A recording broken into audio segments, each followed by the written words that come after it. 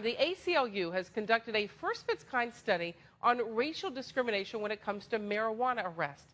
Fox 7's Casey Claiborne is live in the studio to tell us what the study tells us. Casey?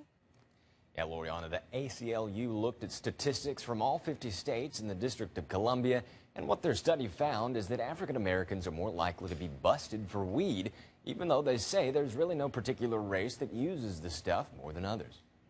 Van Zandt County is the worst county in the entire United States for the disparity. In Van Zandt County, you are over 34 times more likely to be arrested for marijuana possession if you're a black person than if you're a white person. Adriana Pignon with the ACLU of Texas says there are 2 counties in the Lone Star State where African Americans are arrested disproportionately more than whites. Van Zandt County east of Dallas and Cook County to the north. Austin attorney Jamie Spencer is the legal counsel for marijuana advocacy group TXNORML.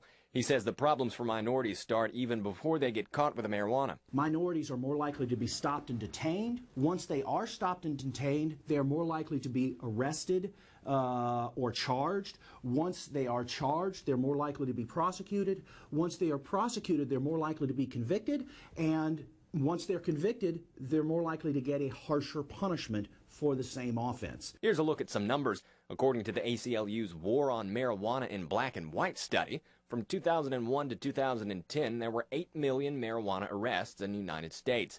88% of those were for possession, and marijuana accounts for 52% of all drug arrests in the United States. But the most troubling part of the study shows that in those years, a black person was nearly 4 times more likely to be arrested for marijuana than a white person, even though data shows whites and blacks use it the same amount. I want to encourage people to encourage the city councils and governments to stop this practice, because it doesn't come from the police. As long as they have the final say-so, they're going to continue to do it. It has to be government saying, we've had enough, the numbers are very clear, let's stop these illegal stops. These are illegal stops and unnecessary, in my opinion. Linder says it's an example of long-standing institutional racism, and the bigger issue is considering decriminalization. Spencer feels there's only one solution to changing the statistics. The war on drugs, the criminalization of drugs, has actually caused more problems the same way that Prohibition and Al Capone caused more problems with alcohol in the 20s and 30s than re-legalizing alcohol. There is only one solution, and that is to legalize marijuana. We posed this question on our Facebook page, and we'd like your feedback. What do you think is going on here? Is this really a racial bias? If so, what's the answer? The solution? Head to the My Fox Austin Facebook page and let us know. Back to you.